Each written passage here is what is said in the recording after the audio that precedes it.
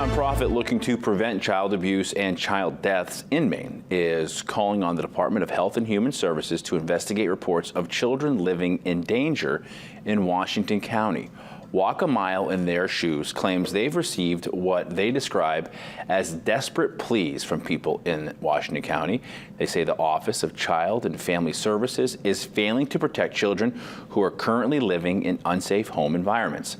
Walk a Mile in Their Shoes reference incidents such as a 13-year-old girl who recently had an abortion and now has chlamydia, saying an investigation hasn't been done on the home by OCFS. The nonprofit argues without aggressive investigations, children will die. Too often the reason it happens in Washington County, they seem to be left out oftentimes in many, many ways, and this seems to just be another way. So we thought we had to speak up about it. The report was given to us.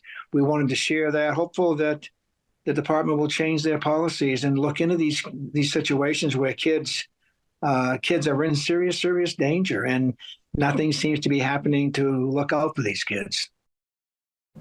DHHS released the following statement: the safety and welfare of Maine children is our highest priority, and we take seriously any and all allegations of child maltreatment due to federal and state laws protecting confidentiality.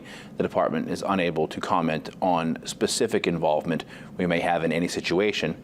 The department relies on reports to the Office of Child and Family Services to identify situations that require investigation and potential action, and we strongly encourage anyone with concerns regarding child abuse or neglect to call the Child Abuse and Neglect Hotline to make a report at 1-800-452-1999.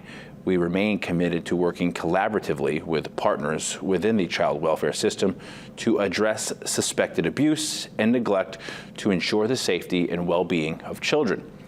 Anyone who feels their complaint is not being addressed can reach out to the Maine Child Welfare Ombudsman, an impartial office that specializes in assisting people with resolving concerns about complaints about the child welfare system.